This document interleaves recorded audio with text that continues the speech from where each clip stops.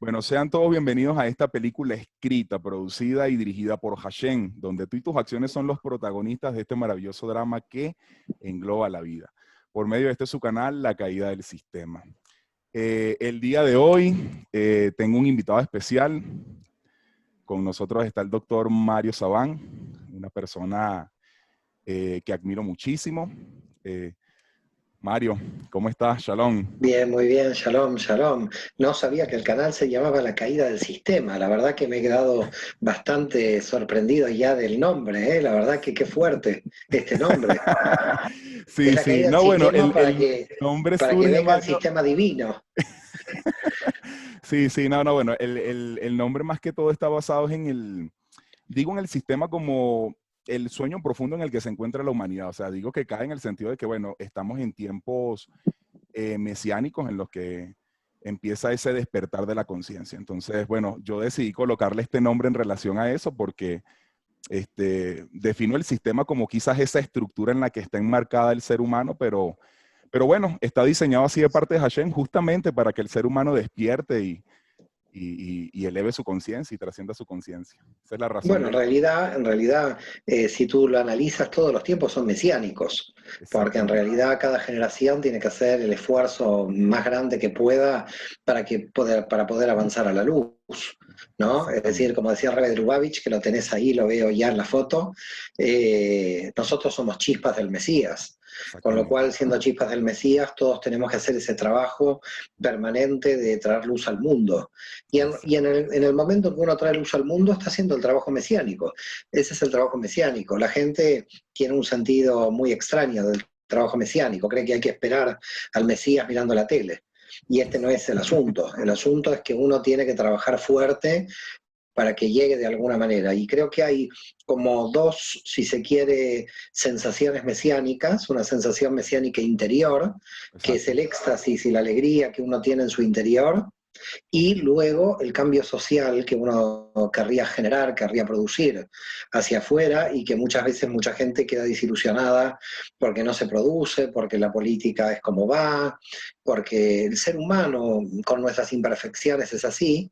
Entonces, Exactamente. claro, uno está con la utopía mesiánica que tira para adelante, uno dice, bueno, somos luz para traer, digamos, la redención y al mismo tiempo vemos que la redención no llega, con lo cual la gente se desespera, pero Sí, yo sí, creo que lo interesante es el trabajo que uno hace todos los días, ¿no? Es decir, claro. no es un resultado final la Ok. redención. La redención es un trabajo que solo se hace en el exilio. Exactamente.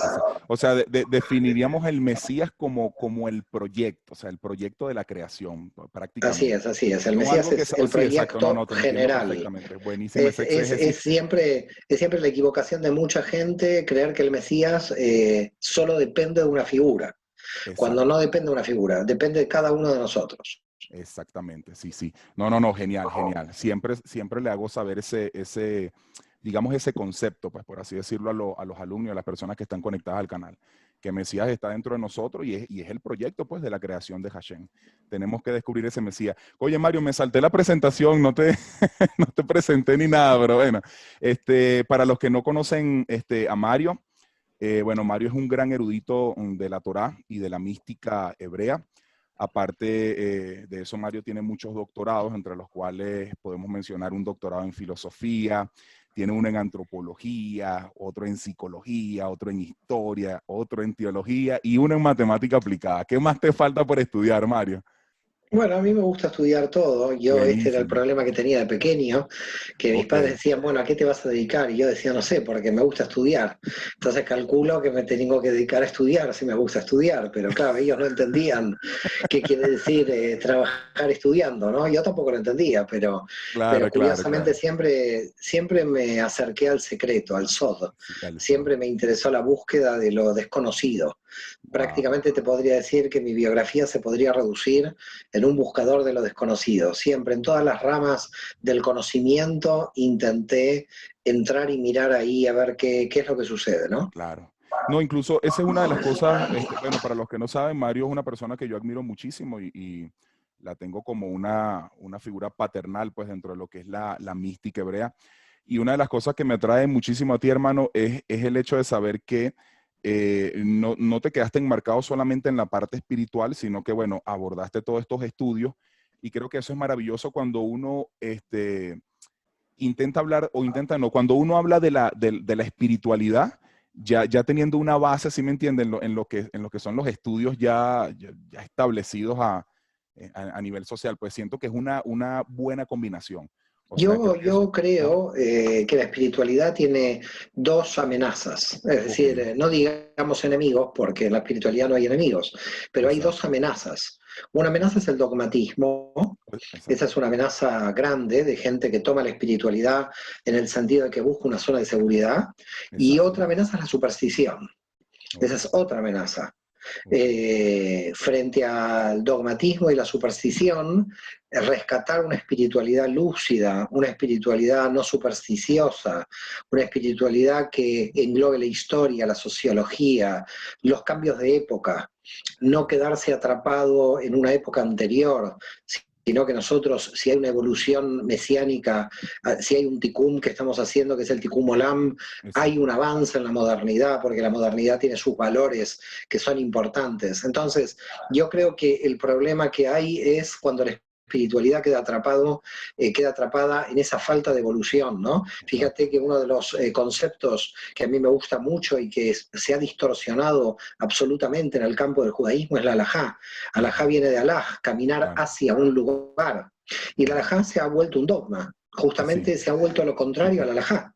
La halajá se Exacto. volvió lo contrario a la halajá, porque si la halajá es caminar hacia, tendríamos que tener una halajá en constante movimiento, en Exacto. constante renovación. Por Ujú, supuesto, de ninguna manera traicionando o rompiendo con la tradición, pero cuando la modernidad lo exige, haciendo los cambios que uno necesita realizar, porque a lo claro. largo de toda la historia y de la historia judía en particular, siempre se han dado cambios. Es decir, cuando el templo de Jerusalén se destruyó, esto fue un gran cambio. Cuando los Exactamente. rabinos toman el poder, por ejemplo, del judaísmo, frente al sacerdocio antiguo, esto es un gran cambio. Entonces, aquellas personas que dicen que nunca existieron ningún cambio, esto es una falacia, Claro. esto directamente es una mentira. La evolución humana es un cambio permanente de interpretación, es un cambio de modernidad. La halajá va hacia ver cómo se ajustan los Claro. preceptos éticos con respecto a la realidad. Ujú, Por lo tanto, la primera cuestión que yo creo que es importante es siempre luchar por ser espiritual, por la conexión con Hashem, sin quedarse en una zona de seguridad, sin claro. quedarse en el dogmatismo. Y la segunda es no caer en elementos supersticiosos, Ujú, que son, por ejemplo, ideas medievales, claro. en los que muchos se sostienen y que ya están totalmente perimidas y que hay que reverlas. Y creo que Claro. eso es alajá. Alajá es un camino dinámico, un camino de crecimiento, un camino de modernidad que tenemos que llevar, y es un camino que el ser humano sigue a pesar de que siempre existan movimientos Sí. dentro de la sociedad que impliquen ser movimientos conservadores que intenten a rajatabla sostener lo antiguo. Esto Exacto. es posible, pero es bastante complicado. La espiritualidad es un camino hacia la luz que el alma elige libremente. Sí. Oye, mira, bueno, no es el tema de hoy, pero lo que pasa es que mencionaste algo que me gustó mucho, Mario, porque, por ejemplo, cuando uno se va a los tiempos de Jesús el Cristo, en muchas ocasiones yo siento que es mal interpretada la postura de Jesús ante, digamos, los líderes religiosos que predominaban para esa época.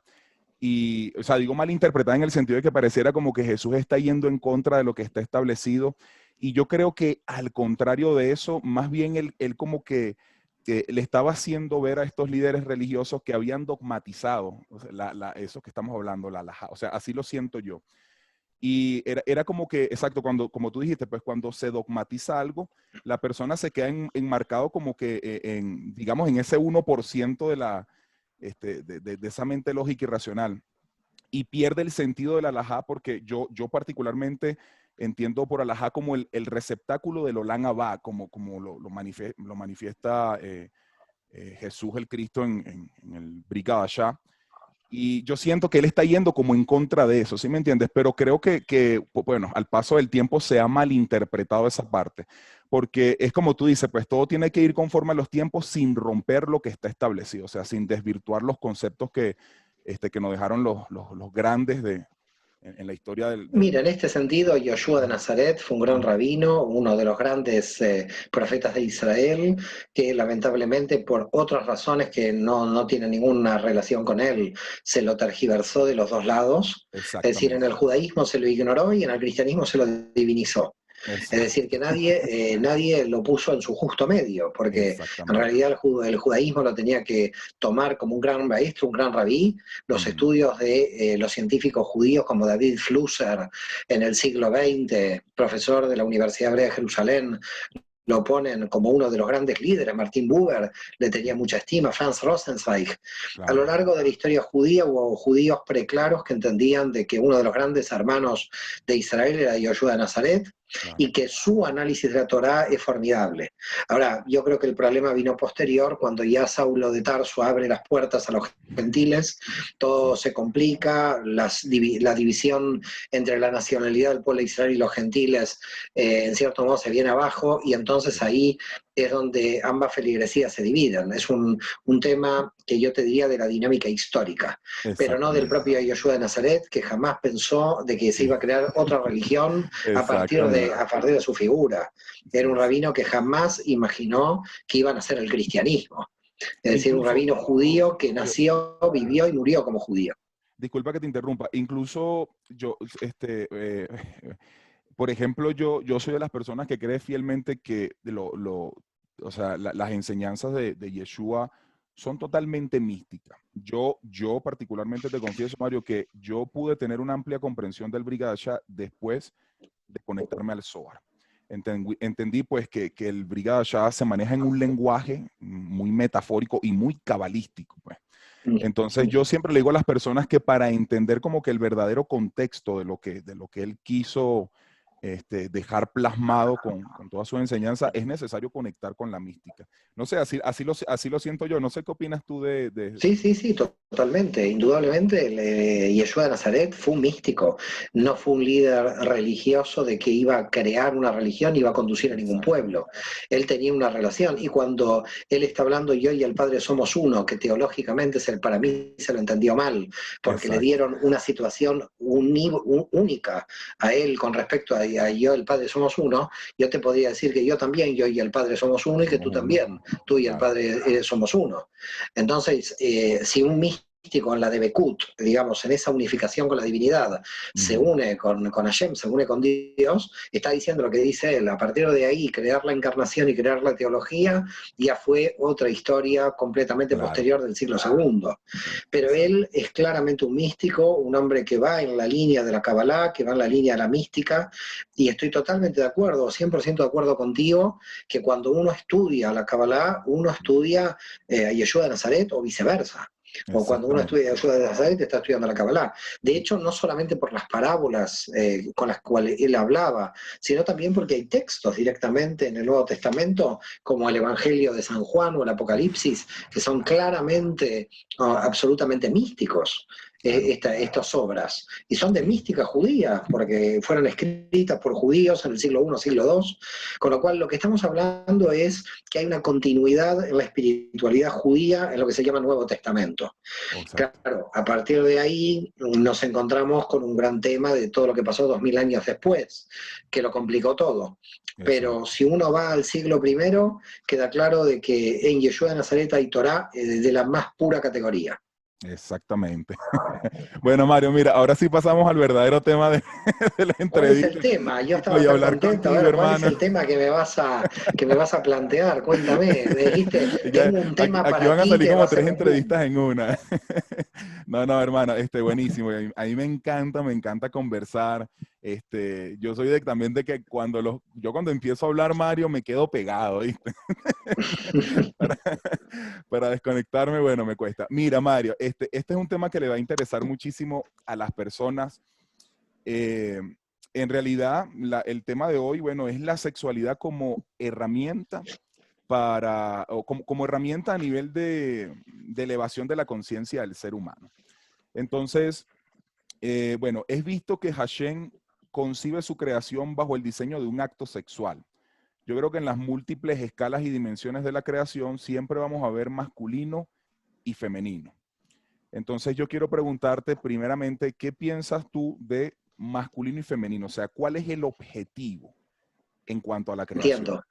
En primer lugar, cuando hablamos de masculino y femenino, en términos de la Kabbalah no estamos hablando de géneros, estamos Exactamente. hablando de dar y recibir, y por lo tanto hay que tratar de primero redefinir la cuestión de lo que es masculino y lo que es femenino en estos términos. Es Exacto. decir, yo tengo un aspecto masculino cuando yo estoy dando y tengo un aspecto femenino cuando yo estoy recibiendo.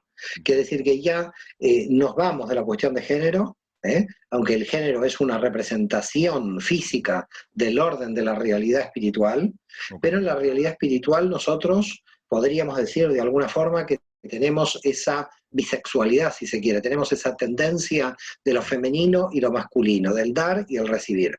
Podemos tener un género definido, pero en realidad en el cosmos, el dar y el recibir, que es femenino y masculino, que en términos en hebreo es la Shejinah que recibe, es decir, ese Dios que está en la materia, que es el elemento receptor, que en realidad sería como diosa, porque Shejinah es el femenino de Dios, es el Exacto. aspecto femenino de Dios que está recibiendo del aspecto masculino de Dios. Es como que en realidad cuando el Ein Sof, cuando el infinito crea el universo, es como que crea lo femenino, crea un gran útero, si se quiere, para poder entrar en este útero y crear el universo. Quiere decir que Wow. el universo es la copulación de lo femenino y lo masculino en términos macrocósmicos, es decir, el Exactamente. Ein Sof entra y entra en un útero, y el útero es el universo, con lo cual el útero lo recibe esta energía, la organiza, y todos los que nosotros estamos dentro de este universo, somos de alguna manera esa energía que viene de lo masculino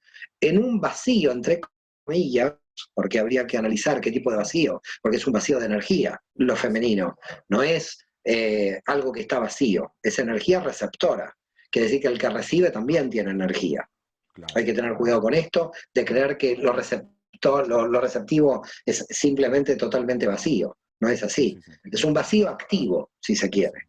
Es un vacío activo.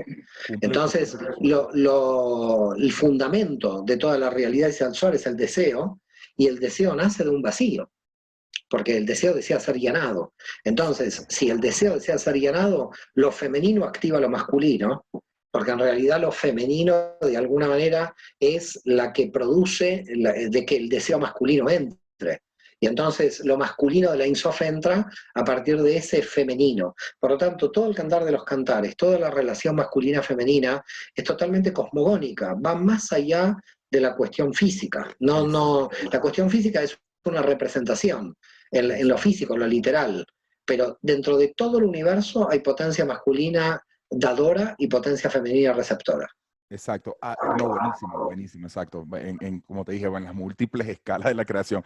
Ahora, Mario, por ejemplo, cuando uno lee el Zohar y bueno, y muchos libros de la Torah, por ejemplo, incluyendo el Shir HaShirim, hay como, se maneja una profundidad exacto entre esa cópula de masculino y femenino. Por ejemplo, el Zohar nos habla en las múltiples dimensiones, pues, de cómo influye la unión o sea, si lo llevo a nivel de género, de hombre y mujer, pues eso tiene como una repercusión, pues, a nivel de la creación.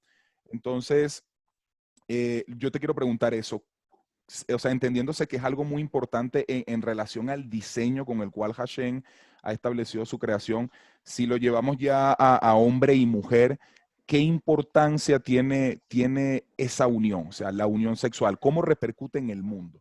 Te A lo ver, pregunto basado justamente en el Zohar, porque el Zohar cuando uno lo lee constantemente se hace un énfasis de la unión de los mundos superiores o de Hashem con nuestra dimensión física, pero va muy ligado al papel que el hombre tiene aquí, pues aquí en este mundo, pues en esa unión. ¿Cómo? lo que sucede, lo que tendríamos que analizar es que la sexualidad es un instrumento más de todos los instrumentos que tenemos disponibles Exacto. dentro del orden de la realidad, ¿no? Es como pensar con la mente, y la mente tiene también su función dentro del Exacto. orden de la realidad. Ahora, a la mente la puedes utilizar para matar o para construir. Y como cualquier instrumento en el orden de la realidad lo puedes utilizar según el nivel de conciencia en que te encuentres.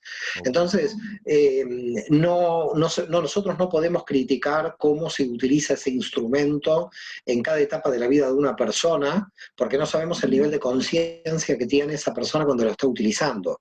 Por ejemplo, en la adolescencia o en la juventud hay una exploración sexual y por lo tanto esa exploración sexual es una cuestión biológica, podríamos decir en el árbol de la vida de Malhut, ¿no?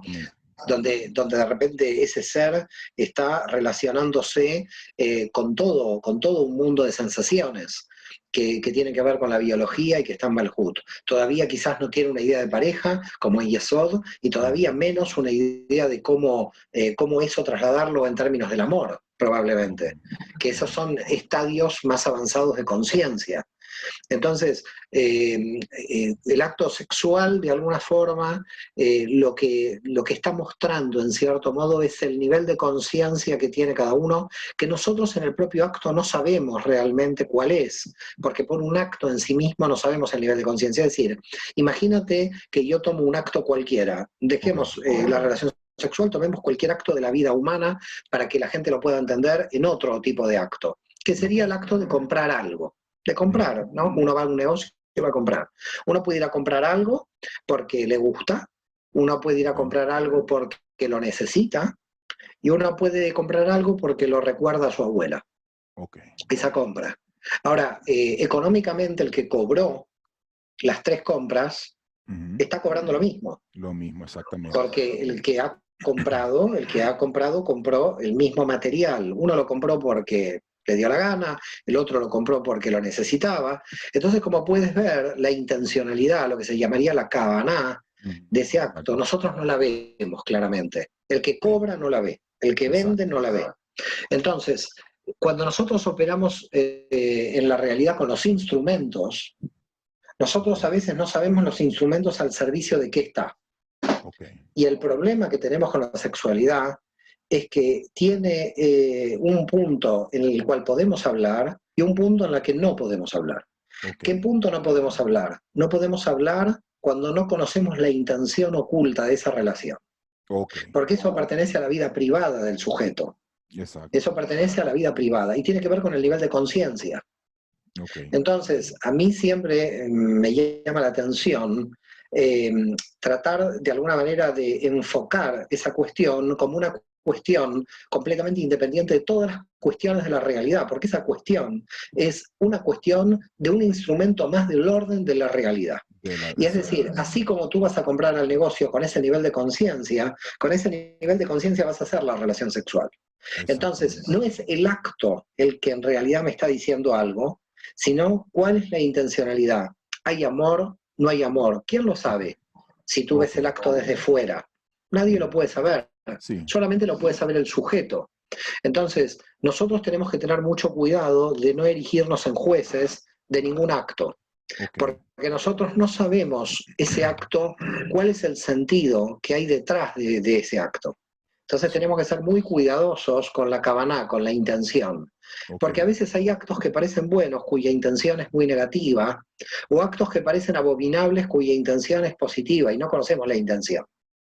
El corazón de los hombres lo conoce Dios, y la intencionalidad la conoce Dios, y Dios es el que puede juzgar la intención. Nosotros, como seres humanos, tenemos una gran limitación en este sentido, a la hora de que no sabemos al servicio de qué está ese instrumento. El instrumento relación sexual se puede utilizar en diversos niveles de conciencia. Se puede utilizar desde un punto de vista biológico, es decir, alguien compra servicio, algo totalmente biológico, y eso tenemos un montón de datos en el texto de la Torá, ¿no? La mujer que dejó entrar al pueblo de Israel era una prostituta, Rahab. Así que le debemos a una prostituta que haya entrado al pueblo de Israel a la tierra prometida. Y parece ser que el texto de la Torá no la ataca como prostituta, la ve como lo que está haciendo. Es más, tenemos Tamar, la nuera de Yehuda, que se viste de prostituta para tener relaciones con él. Es decir, si uno diría la prostitución en sí misma tendría que ser atacada por algún moralista, Yo vengo con la Biblia en la mano y digo, Y claro, una mujer quiso procrear por ser prostituta y otra dejó entrar al pueblo de Israel. Por lo tanto, como exacto, puedes ver, el propio texto bíblico es muy revolucionario. Y no podemos verlo desde un punto de vista dogmático, siendo jueces nosotros de exacto, los designios de Dios. Creo que lo primero que para mí hay que tener en cuenta en estas cuestiones es no ponerse en una posición de juez. exacto, Alguien que se sitúa en una posición de juez, lo que está haciendo es ponerse reemplazando a Dios. Y eso es exacto, muy peligroso. Eso exactamente. realmente yo lo veo como muy peligroso. Sí, Por lo sí. tanto, lo que tendríamos que hacer cuando analizamos la cuestión sexual es intentar describir la realidad y cuáles son los motivos, por ejemplo, por los cuales, por ejemplo, el texto de la Torá realiza ciertas prohibiciones dentro del texto, Exacto. sobre todo en Levítico, que seguramente Claro, es donde me vas a llevar. claro. Entonces, como ya sé que me vas a llevar por ahí, ya No, no, estoy no, me previendo parece, a dónde. no, no, Mario, me parece excelente todo lo que estás diciendo porque, o sea, es que al fin y al cabo, como yo siempre digo, o sea, todo es métricamente perfecto de parte de Hashem. Y a pesar de que tengamos la positivo y negativo, todo, Gansule, todo, o sea, todo siempre es para bien. Entonces, como tú dices, también aparte de eso, cuando uno cae en el papel de juez, siempre Hashem te va a romper la racionalidad porque lo que no pareciera ser, o sea, digo desde el punto de vista desde la ética de la parte moral, es lo que Hashem termina utilizando, ¿sí me entiendes? Como para demostrarle al hombre que debe romper ese dogma, o sea, entendiéndose esa mente racional que lo hace creerse Dios en el sentido de, ¿sí me entiendes? Como que, bueno, Es que si tú profundizas el texto bíblico es lo más antidogmático que existe. Siempre te exacto, tira abajo el dogma. Siempre hay un claro, versículo que te viene a romper el dogma. claro, Porque venían los luteranos, Lutero mismo, pobre, sufrió tanto todo esto, porque Lutero decía, porque la fe nos salvará, y la gracia y la fe, y se claro, volvía loco.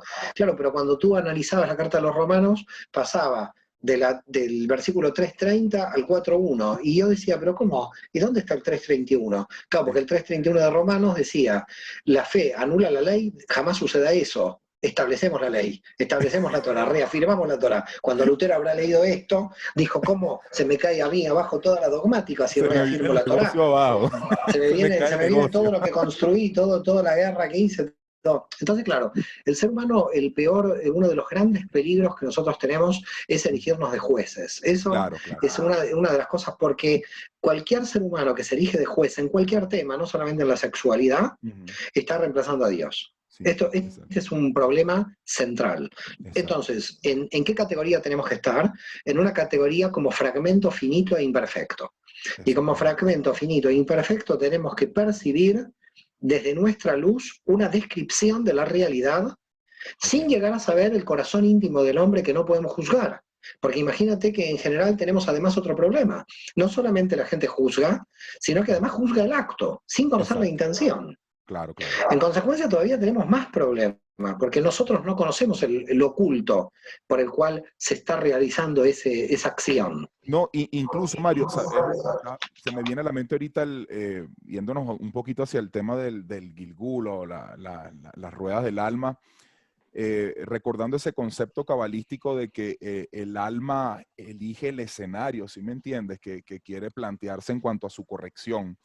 Entonces es necesario, o sea, esto nos lleva a entender que si en el mundo de la emanación el alma elige el escenario que se va a plantear aquí, es necesario que todo exista conforme a ese escenario pues, que está eligiendo el alma. Para eso, o sea, debe existir todo, entendiéndose positivo y negativo, porque todo está diseñado justamente de manera métrica Es en decir, relación al plan de Dios. No sé si me hago entender, o sea, imagínate el no, alma no, que... yo te entiendo, yo te entiendo. Claro. Si toda la realidad no es divina, si Ujú. toda la realidad no es divina, entonces estamos parcializando a Dios en algún lugar.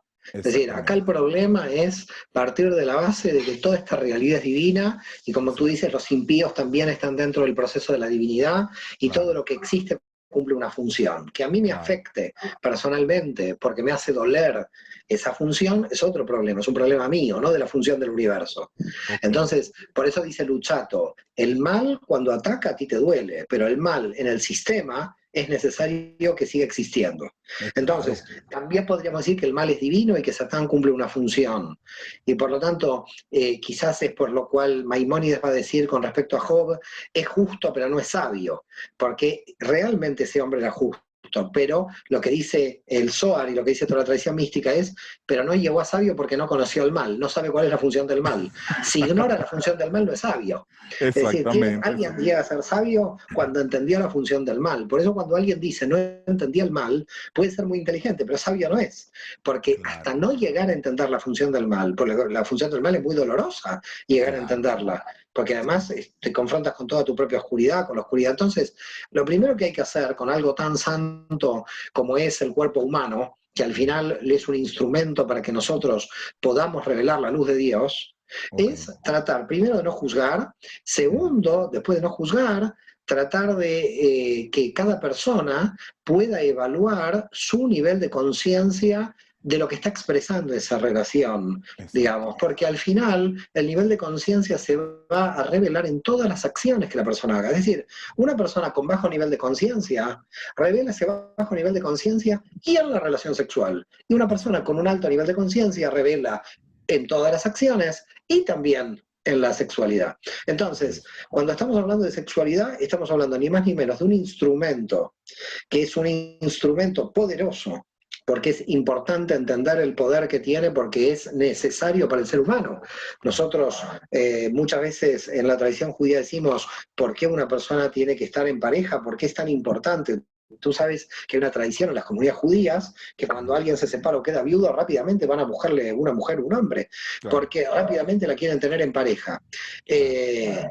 Eh, a ver, ¿por qué motivo? Porque para nosotros el aprendizaje íntimo, el Ujú. aprendizaje con el otro en la intimidad, es un aprendizaje, es la gran escuela, porque ese otro te está conociendo en niveles que ninguna otra relación te conoce. Cuando tú entras en la Exacto. intimidad de una pareja, hay una intimidad ahí donde hay un conocimiento cercano, donde te juegas todas las dimensiones, porque con un Exacto. amigo te juegas una dimensión, dos, Claro. con tu padre una, dos, pero cuando estás en una relación fuerte, entonces, ¿el tema cuál es? El tema es, primero que todo, desde el punto de vista espiritual, Ujú. ¿puede una persona tomar una decisión de casarse con otra y después separarse? Y claro, porque lo que pudo haber pasado, primero, no voy a entrar en la cuestión de almas gemelas, pero sí voy a entrar en los desarrollos diferentes de niveles de conciencia. Es Mm. decir, no todas las parejas a lo largo de los años tienen un mismo desarrollo de conciencia. Hay Ok. algunas que tienen un desequilibrio ahí y que ya en un momento se dan cuenta que no pueden compartirlo más. Y en consecuencia, por eso existe el get, el corte, ¿no? Es decir, está el Claro. divorcio permitido en el texto de la Torá. Pero ¿por Ujú. qué motivo? Por el motivo de que la gente no sufra más que dos caminos se han dividido. Y si el Exacto. texto de la ley de Moisés proclama de que la separación es positiva para que el ser humano pueda amar, porque al final no puedes obligar a un ser humano a estar en una relación de no amor, porque Exacto. también va contra la naturaleza. Entonces, fíjate, si tú al matrimonio lo haces indisoluble y no le permites la separación, y las dos personas ya no se aman más, en realidad lo que estás creando es una prostitución monógama. Exactamente. En Exactamente. consecuencia, no puede haber un matrimonio indisoluble, porque en realidad la disolubilidad, la base del matrimonio es el amor. Exacto. No puede Claro. ser una especie de sacramento el matrimonio, tiene que ser el amor, porque Claro. es basado en el amor. Si tú no amas a una persona, el contrato se terminó, ya no hay más que hacer. ¿Estás Claro. obligando a una persona que no ama a hacer una relación sexual? Entonces, Mm. ¿tú querías hablar de sexualidad? Bueno, hablemos de la sexualidad obligada, de aquella moral que te muestra que te tienes que quedar en el matrimonio. ¿Eso no es una Exacto. forma de prostitución? Eso es una forma de prostitución. Claro. Consecuencia, hay acá un problema. Cuidado con el orden de la moral, porque Ok. la moral puede ser muy inmoral. Exacto, claro, claro. Sí, sí, perfectamente. La No, no, moral no, puede ser muy exacto. inmoral, ¿eh? Es buenísimo todo eso. Sí, lo que pasa es que a veces también hay como, bueno, así lo siento yo, Mario, siento a veces que también hay como una concepción errada a veces hasta de los mismos términos, porque por ejemplo, hablar de la palabra amor. ¿sabes? Normalmente, o sea, si lo asumimos de manera literal, pues creo que sería muy deficiente el concepto de amor, pues siento que abarca muchísimo. O sea, si nos vamos, por ejemplo, al macrocosmos o a la creación, pues yo considero que amor es como corrección y es parte de esa corrección que tú tengas que vivirte, o sea, todo lo que tú nos estás contando, pues que si Pero yo algo no es, creo no es, que, pero yo eso. creo que si tú quieres ir al fundamento del Ujú. amor, podemos tomar el texto hebreo, la palabra hebrea, para denominar amor y analizar la palabra. Ok, La palabra hebrea para amor es Aleph, Hei, Bet, Hei. Es decir, exacto, hay un Aleph, es unidad, que exacto, quiere ser, que son dos, y dos que ujú, quieren ser uno. Y exacto, entonces, esta situación es, cuando yo estoy en una relación de amor, yo me siento con el otro como uno, pero no porque me lo impone una organización exacto, eclesiástica ni el poder, porque yo lo siento en mi interior que soy uno con el otro, porque exacto. eso es el amor, no por imposición No jurídica. por imposición, exacto. No hay imposición jurídica en el amor.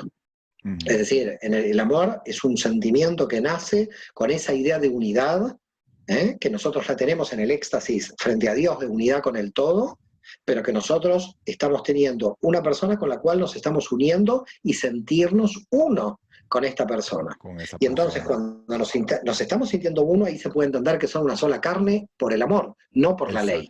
Exacto, Porque si exacto. tú entonces le aplicas la ley, por ese motivo hay que tener mucho cuidado, para mí, con el concepto fundamental de la Torá, que la gente Ujú, rápidamente lo asocia a la ley de Moisés. Torá es enseñanza, no exacto, es la ley. Es decir, la gente asocia Torá a la ley.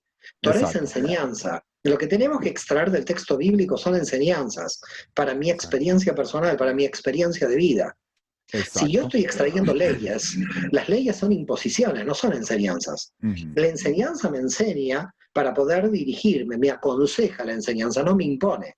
En ok, consecuencia, si la Torah es enseñanza, la Torah es un consejero para que yo pueda tomar el mejor camino. Pero la Torah no exacto, puede ser utilizado para anular mi libertad. La Torá exactamente, es la que me tiene que aumentar la libertad. Es claro. decir, la Biblia es un texto que me tiene que unir a Dios en mi máxima libertad. No me tiene que imponer intermediarios para imponerme dogmas y por lo tanto no llegar a Dios. Sí, cuando te limita la libertad ya cayó en el dogma, exacto. Ya cuando hay una limitante, ya ahí estamos hablando de dogma y exacto, la persona no se le permite experimentar esa libertad. Yo, por ejemplo, siempre constantemente le digo a los alumnos, Mario, que la Torá es un relato, bueno, en esencia es así, pues la Torá es un relato de nuestra alma y que cada personaje en la Biblia uno debe asumirlo como la transición de nuestra alma por este mundo, porque exactamente en cada escenario siempre vamos a hallar la salida a X o Y circunstancia que podamos estar pasando. Y justamente la libertad está en eso, ¿sí me entiendes? Yo siento que eso tú ahí como que debes como que de interiorizar esos escenarios y eso te va a llevar como que a experimentar esa libertad. Incluso yo hago mucho énfasis en relación a lo que es la vida de Jesús el Cristo, porque yo les digo siempre a las personas que cada escenario es como un bosquejo, ¿sí me entienden? En el que tú te involucras y eso te va a llevar a experimentar, digamos, ese mismo escenario, pues, que está, por el cual está transitando ese personaje. Y yo hago mucho énfasis en el caso de Yeshua, utilizo la palabra Jesús el Cristo para hacerlo más entendible, Mario, de que muchas cosas que están ahí, están para ser evocadas a nivel de conciencia en cada persona. Y que eso es lo que nos va a llevar a entender como que la verdadera esencia o sustancia por ejemplo, en este caso de Jesús el Cristo. Porque a veces la persona reduce todo eso todo ese beneficio, ese mérito que te está dando el justo, lo dogmatiza y en vez, como tú dices, de experimentar una libertad, pues lo que hace es quedarse como que enmarcado en esa mente finita que intenta entender como que el mundo espiritual o que intenta entender el escenario de esa alma, pues. Entonces, no, me parece genial, genial, Mario. Mira, Mario, bueno, aquí me voy a saltar como 3 preguntas porque me las respondiste todas en un solo, en un ¡Ay, solo Dios! Bueno, no sé si esto es bueno o malo. No sé si es bueno o malo esto. No, hermano, genial, genial. Mira, por ejemplo, la película de la humanidad empieza en el jardín si asumo Dad como esa conexión entre Adán y Eva, o sea, si lo llevamos a la escala del acto sexual, digamos que ahí empieza la película. ¿Tú crees que el final de esta película también va a terminar de la misma forma, Mario? O sea, va a terminar en esa misma unión quizás, pero ya no sujeta a esto que produjo esta corrección o este escenario aquí en el mundo. Bueno, a ver, para responderte esto tengo un problema. El primer problema es que si te lo respondo, entro en la categoría profética, porque voy a profetizar el futuro y tengo miedo, no soy profeta, Claro. soy un humilde profesor de Cábala en Barcelona y nada más, si tú me quieres llevar a una categoría profética. Pero donde sí te puedo citar, que bueno, después lo que podemos hacer ahí es verificar si con la cita estamos o no de acuerdo. Esta es otra cuestión. Claro, claro. Donde dice la tradición que ya cuando llegue la era mesiánica no habrá comida, ni bebida, ni procreación. Okay. Entonces, basados en ese texto, si tú quieres hacer un poco de textolatría, como a mí me gusta llamar, ese texto me dice que al final de los tiempos todas las almas estarán encarnadas y por lo tanto no habrá más procreación. Claro, pues si seríamos todos eternos, ¿para qué nos vamos a procrear? Exacto. Porque al final parece que nos procreamos porque vamos a morir.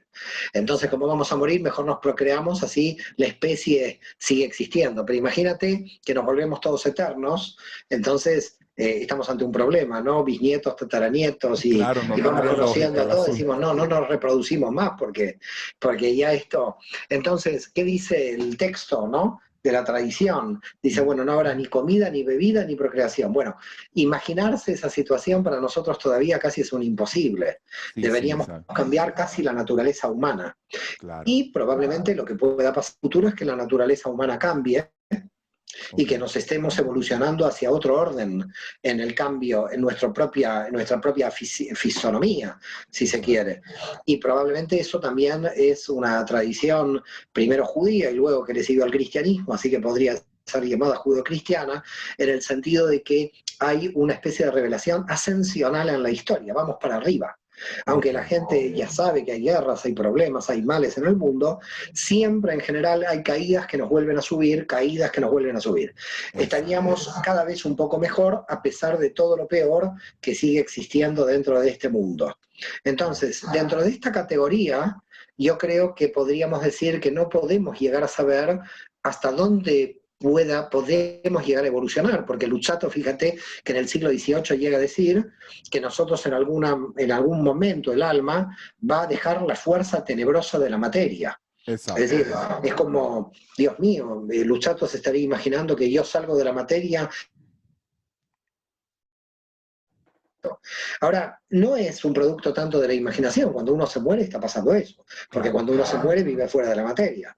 Quizás en algún momento nos demos cuenta que todos los muertos están más vivos que nosotros, porque no necesitan de la materia, y que nosotros dentro de la materia podemos ver menos que ellos. En consecuencia, quizás realmente nuestro aprendizaje esté en la materia, pero no en nuestro final evolutivo, no en nuestro final.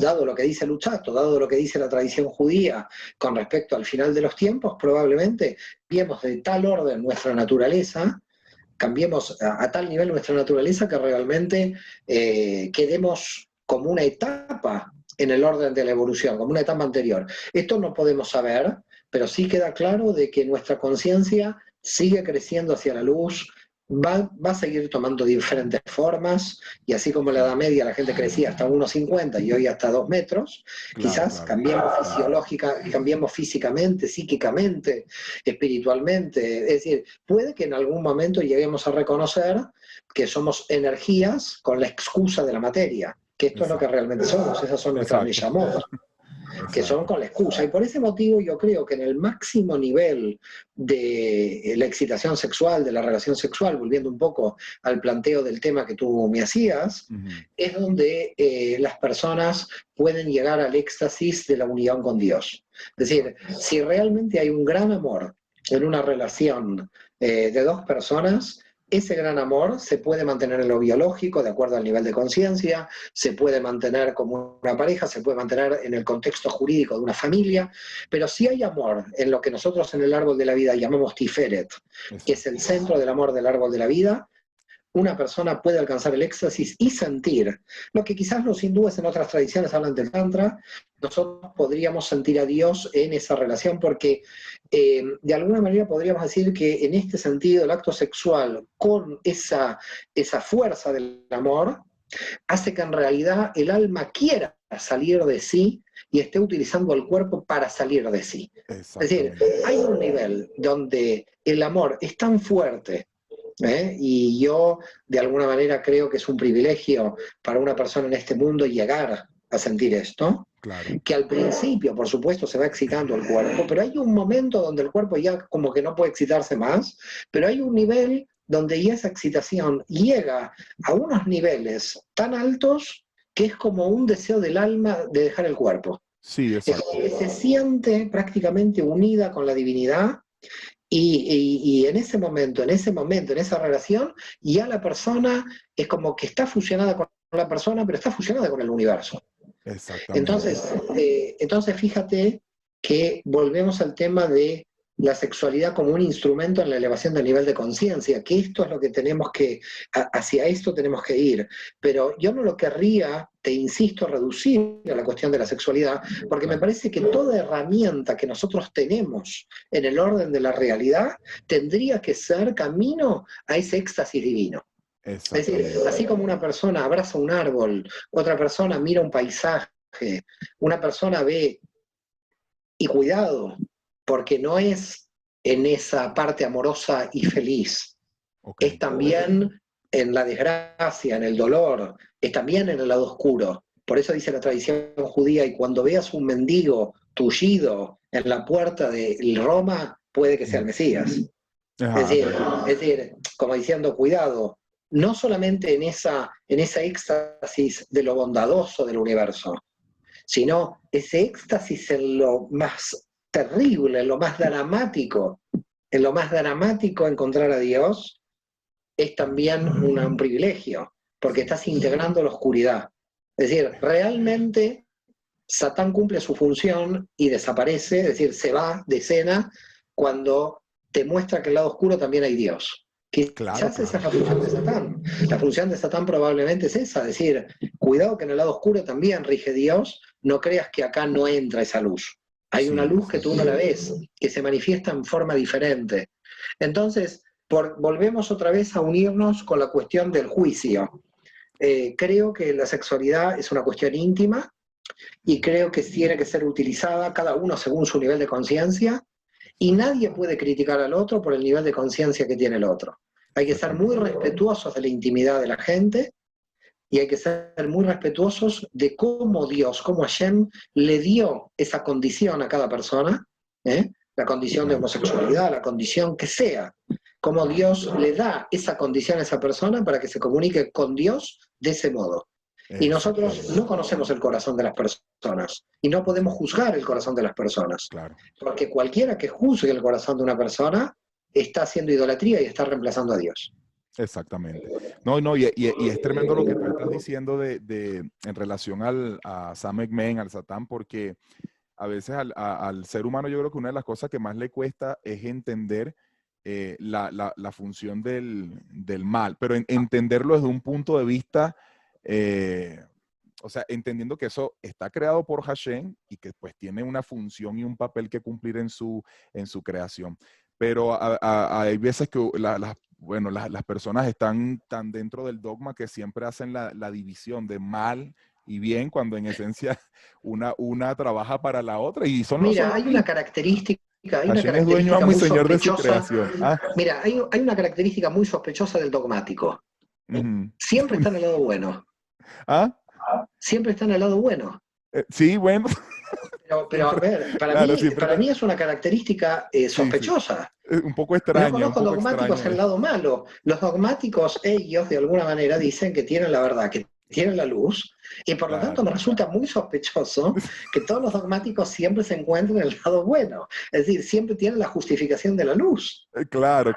Siempre me hace acordar a la parábola del fariseo y el publicano de Yeshua, como diciendo, ¿quién tiene la luz? Y el fariseo tiene la luz. Yo doy al templo, yo soy bueno, yo soy buen padre, yo hago esto, Y de repente nos encontramos en que nadie lee esta parábola, son todos fariseos. Sí, por eso, por eso. Entonces, todos los grupos en el cristianismo es curiosísimo. A mí, que yo tengo tantos amigos en el mundo cristiano evangélico y en otros lugares, Ujú. que me dicen, no, el pastor echó a tal, el pastor echó a cual. Yo digo, Dios mío, todos los publicanos en la parábola están fuera de la iglesia. Es Es decir, un, se están cargando la parábola. Es decir, por lo único eso. que hay en estas iglesias son los fariseos. Es un diseño. No, Mario, me estoy disfrutando demasiado esta conversación.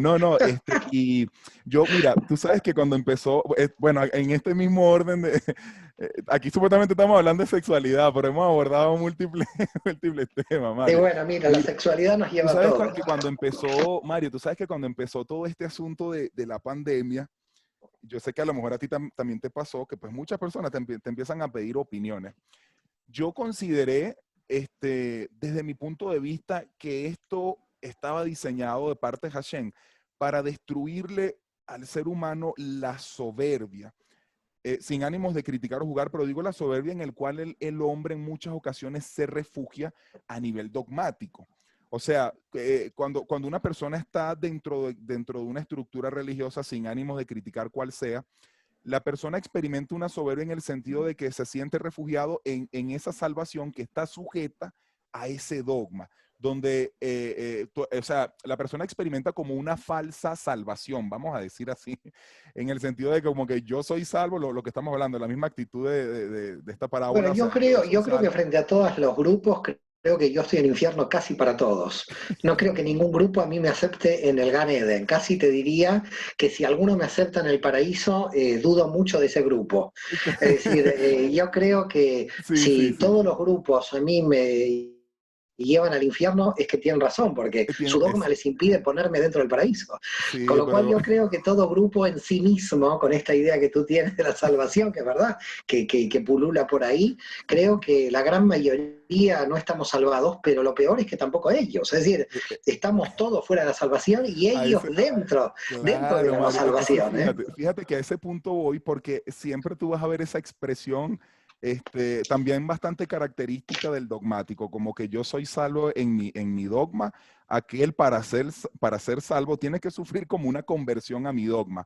Pero fíjate, vienen este tipo de situaciones donde se desmorona el dogma porque le aplica a todos por igual. O sea, el juicio en el sentido de la corrección le aplica a todos por igual y queda descartado el tema del dogma. Aún así, Lo que pasa es que el dogmático se entromete en mi vida privada, en mi vida íntima, en mi claro, relación con Dios. Es decir, claro, una persona no me puede decir usted en qué cree y a qué le importa a esta persona en qué yo creo.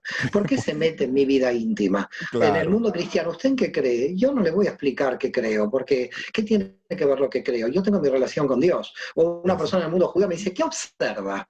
No observo lo que yo quiero observar. ¿Por qué tengo que dar exacto, explicaciones? Es decir, cuando alguien a mí viene y me dice en qué creo, del mundo exacto. cristiano, ¿no? Porque están con el tema de la fe, de Pablo. O cuando alguien me dice en el mundo judío, ¿en qué observo? Porque hay que observar alguna cosa que el rabino del siglo XVII habrá inventado, Mm, me están como poniendo en un tribunal de la Inquisición, me están juzgando. Es decir, ¿por qué yo tengo que decirle en lo que creo y en lo que exacto. observo si están entrando en mi intimidad, en mi relación íntima con Dios? ¿Por qué Claro, claro, motivos se están entrometiendo en mi intimidad? Si, claro. si es que la idea, de alguna manera, cuando hacen estas preguntas, es porque quieren empezar a entrar en mi vida privada para ver cómo van a controlar mi alma para sus propios intereses.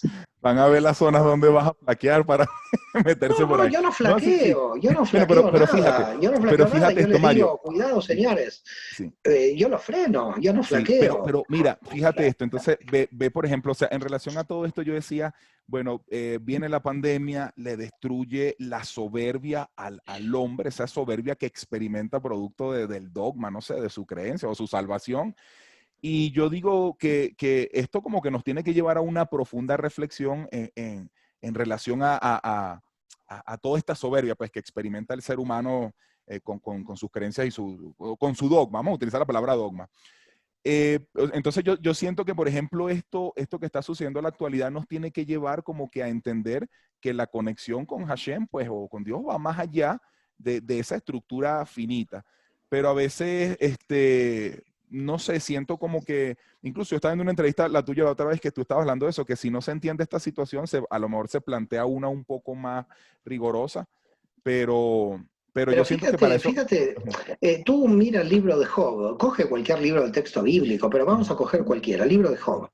Job, que yo sepa, no le preguntó a un rabino para estar hablando con Dios. Que por yo eso, sepa, tampoco a nadie de ninguna religión, menos claro. en la época de Job, donde cristianismo e islam no existían. Job se conecta directamente con Dios. Cuando Ujú, alguien a mí me dice en qué yo creo, en qué yo observo, me ujú, están sacando de esa relación que Job tenía, que yo no la puedo tener. ¿Por qué motivo yo no la puedo tener? ¿Por qué claro, el alma humana tiene que pasar por filtros de intermediación? ¿Por qué tengo que pagar un peaje para llegar a Dios? claro.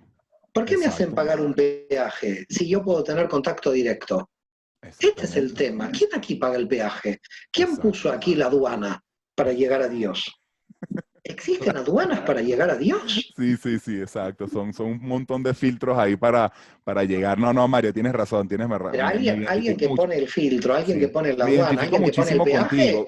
Sí, ya se hizo un negocio si sí, puso un peaje, ¿eh? sí. Me identifico muchísimo contigo. Yo tengo esa postura, Mario. Yo, bueno, no intento venderle religión a nadie bajo ningún concepto, a pesar de que quizás por la inclinación que tú puedas tener, las personas siempre te van a alinear a una creencia. O sea, yo he visto eso en el poco tiempo que tengo hablando de la Torah y todo esto, siempre veo que la gente siente la necesidad de identificarte bajo una corriente. Lo que pasa es Y que cuando te identifican, te pueden atacar. Por ese sí, motivo no hay pero que viene el detalle, que identificarse con cuando tú le nada, dices, claro, porque pero... cuando tú te identificas con algo, es decir, cuando tú te identificas con Ujú, algo, ya eres pasible en esa forma de es que la forma sea atacada. claro, pero viene Entonces el a mí cuando me detalle, preguntan, pero ¿usted viene qué el detalle. comunidad? Yo le digo a las personas, yo no tengo ningún tipo, o sea, no me sujeto a ningún tipo de denominación. Pues obviamente quizás mi inclinación hacia la Torah hace notorio las personas piensan que yo de repente soy judío y bueno, abiertamente siempre lo digo, yo no soy judío, pero siento una pasión por la Torah. Y yo siempre le digo a las personas que uno no tiene que sujetar lo que Hashem estableció en la Torá a ningún dogma. ¿Sí me entiende? Porque la Torá es la Torá de la humanidad, No, pero la guía vamos al texto de la Torá y Ujú. preguntémosle a Abraham qué denominación cristiana tenía. No, no, Exactamente. pero a ver, hagamos el juego si tú quieres, en serio. Hagamos Claro, sí, exégesis. sí, Vayamos a Abraham y preguntémosle si él era católico apostólico romano, si era luterano, si era samaritano. No sé, vamos exactamente. a Abraham y preguntémosle a ver cuál es la respuesta que a mí me puede decir alguien. Claro. Es que No, cualquier alguien, sí, y es como tú dices, viene el contraataque. Yo, por ejemplo, soy víctima de cualquier cantidad de maldiciones que te proclaman las personas, bueno, en su creencia y su cuestión. Pero yo digo, bueno, sí, la redención tiene que ver justamente con eso, compartir esa última clipot, por así decirlo, de la religión, pues esa estructura que constantemente está limitando. Pero bueno, esa estructura Dios la va a pulverizar porque va a crear nuevas formas mucho más, muy, muy diferentes de las que nosotros nos imaginamos hoy. Las claro, almas quieren conectarse directamente, claro, quieren dejar de pagar peajes, quieren dejar de que alguien le diga cómo se salva o no en función exacto, paterna o materna. Las almas se exactamente. cansaron del padre, se cansaron de la madre y quieren Ujú, asumir su fe adulta. Quieren ser claro, adultos, las almas son claro, adultas. ¿Quiénes van a claro, quedar en las denominaciones religiosas? Los infantiles que van a querer seguir a un padre. Y me parece muy exacto, bien, hay niveles para todos. Por lo tanto, exacto, yo no los critico. Yo creo que sigue habiendo gente insegura y gente que necesita del padre. Entonces me claro. parece muy bien que se queden en esas comunidades. Sí, sí, Pero por sí. lo menos si Y se bueno, quedan en esas comunidades, y todo es parte del plan, Mario, todo es así como estamos hablando, o sea, todo es parte del claro, plan porque claro, claro si que es existe la parte. religión, exacto, hay gente para esa frecuencia. Yo le digo a las personas que, por ejemplo, el tema, por ejemplo, de la paternidad, yo digo que eso es un tema de frecuencia porque yo siempre coloco el ejemplo de que tú de repente puedes ver a 10 maestros, pero de esos 10 quizás uno, tu alma es el que va a abrazar porque tu alma está en esa misma frecuencia. Entonces, ahí experimentas libertad, ¿sí me entiendes? Cuando no te están sujetando a nada, sino que tu misma alma decide. Y es por eso que existe la religión, exacto. Existen las múltiples denominaciones religiosas, porque hay gente que está en esa frecuencia y esa es parte de su crecimiento, ¿verdad? Y de su evolución, Mario. Entonces, Además, bueno, hermano. lo bueno de tener múltiples denominaciones religiosas es saber que si existen múltiples, la verdad no está en ninguna. Esa- exacto, exacto. No, Eso es lo claro, bueno, claro. Así eso es lo mismo, así bueno. mismo. Sí, sí, no, no, no, buenísimo, buenísimo. Bueno, Mario, Bueno, creo guapo. creo que esta entrevista fue más de lo que yo estaba esperando, pero no, no, me contenta muchísimo, Mario, de verdad. Gracias por esta oportunidad y bueno, más adelante nos veremos con el favor de Al Hashem contrario, en otra. si Dios quiere. Ha sido un placer muy grande, Abad, que Mira, sigas no, con mucha fuerza. rapidito, los alumnos que quieran estudiar mística contigo, ¿cómo tienen que Bueno, hacer? se ha creado una escuela, hay varios profesores, no solo conmigo, hay Ok, meditaciones en hebreo, cursos de letras en hebreo, está el diplomado, la maestría, hay mucho para estudiar. Bueno, prácticamente en esta vida física nos es muy difícil abarcar tanta cantidad de material, ok. pero pueden poner en Google, pueden poner Mario Sabani, va a aparecer la Ok, información, se pueden conectar. perfecto. Bueno, ya saben, todos los que quieran estudiar Kabbalah con Mario, bueno, lo buscan ahí por Google y fácilmente van a conectar. Y por favor, que vayan a estudiar con otros. Mejor que vayan a todos, ¿eh? No que Claro, vengan claro, conmigo. Mejor que vayan a todos. A ver si cometo el mismo error que todas las denominaciones. Así que claro, vayan claro, a claro, todas partes. Quizás tendría que claro, decir al claro. revés. No hacer Sí. ninguna publicidad. Vayan primero a todas y después No, cuando bueno, queden mira, confusos, Mario, bueno, si quieren una confusión total, pueden venir conmigo. no, mira, yo por ejemplo tengo esa actitud, sabes que a mí siempre me preguntan, hermano, ¿qué me recomienda? Yo recomiendo abiertamente todos los maestros en el internet, cosa que de repente quizás no harían otros maestros por celo y eso, porque yo siempre trato como que de ubicar a la persona con su verdadero padre entendiendo lo de las frecuencias. Yo le digo, mira, hay grandes luminarias gracias a la tecnología del internet. Ellos le miran, en internet tienes a Mario Sabán, tienes al otro, a este, cada uno tiene un estilo diferente, una actitud, ¿sí me entienden? Y a Sí, mí me sí, gusta sí, mucho eso, todos, que cada todos, quien tiene todos. su, sí, cada quien tiene su estilo, Mario. Sí, Y sí, al por eso rato, cuando tú me dices, bueno, ¿dónde estudiar contigo? Y yo me pongo un poco vergonzoso, digo, no, mejor que estudien con todo el mundo, hay que estudiar, no claro, claro. solamente No, con pero uno, mira, es muy importante es algo estudiar con todos. maravilloso. Es maravilloso porque al rato la persona te escribe, mira, vi tal maestro y wow, eso fue un éxtasis. Y yo, listo, ese es tu, te sientes ahí, sí, sí, hermano, me siento ahí. ¿Ve? Y yo le digo, listo, o sea, eso tiene que ser así, viste, de repente tú llegas a mí o llega el otro a ti, pero más adelante se identifica con otro. O sea, yo he tenido figuras, pero mira, de verdad lo reconozco. Yo cuando te escuché hablar por primera vez, yo sentí tus palabras en múltiples dimensiones, Mario, en serio. Yo recuerdo la primera vez que te escuché en un tema, yo le dije a mi esposa, las palabras de Mario tú las puedes asumir como estudiante, pero para alguien que da clases, creo que se asumen de otra, hay como otra dimensión, así lo vi yo, hay como otra dimensión dentro de la maestría, y yo le dije, no, no, o sea, este hombre está en otro nivel, está en otro nivel, pero lo más importante es estar centrado aquí siempre, con los pies puestos en la tierra, y bueno, Uno siempre está en el mismo nivel, solo que profundiza lo que puede. claro, claro, claro. No, pero y la apreciación viene también de parte de los terceros. A veces los terceros le tienen que decir a uno lo que perciben de uno también. Hay Cuando veces. uno es joven, sí, cuando uno es joven, sí, luego ya uno sabe toda la oscuridad que tiene, con lo cual No, no, claro, claro. ya Eso. tiene para entretenerse con su propia oscuridad, no necesita los Sí, terceros. sí, sí. No, no, no, no, no, no, está bien, Mario. Eres una persona muy sincera y yo siento que esa es la mejor postura que tiene que tener un maestro, porque yo, por ejemplo, bueno, yo también doy mis clases y todo eso. A mí no me gusta mucho esa idea de cuando las personas caen como, que empiezan como a divinizar a los maestros o caen como en ese asunto. Yo sé que tú puedes sentir admiración por una persona, pero a veces eso te hace, o sea, eso te corta la visión de que él también es un ser humano y que pues todos estamos propensos a caer y que todos estamos lidiando con nuestras propias oscuridades. ¿No? ¿Sí me entiendes? Así Yo le es, digo, así es. Y digo siempre hay que exacto, yo le digo crecer, a las siempre hay personas, que hay veces crecer. que te pueden ver con una aureola y unas alas creen Sí, que tú sí, estás esperemos que volando. no suceda eso, sería fatal, porque Sí, no, que nunca suceda eso. Lo que hay que hacer es uno crecer y que hacer todo lo posible con la energía que Dios le dio a uno, de llevarla lo máximo que pueda. sí, Esa sí, es nuestra decisión, nuestra esperanza, nuestra voluntad. claro, Tenemos que iluminar con la máxima luz que hemos merecido recibir. Así que yo, exactamente. Abad, te agradezco muchísimo este encuentro, con muchísimo placer, Claro, y te Gabriel. agradezco mucho, te agradezco mucho. Me he sentido muy a gusto, me he reído mucho, y si Dios quiere, bueno, ya nos estaremos viendo. Sí, sí, pronto, pronto, pronto. Tengo un público muy, muy conectado a Yeshua. A lo mejor más adelante hablamos de Yeshua. Bueno, Bueno, si Mario, Dios quiere. shalom, que tengas un excelente Shalom, día y shalom, bueno, creo que nos cuídate, extendimos. shalom. Dale, cuídate.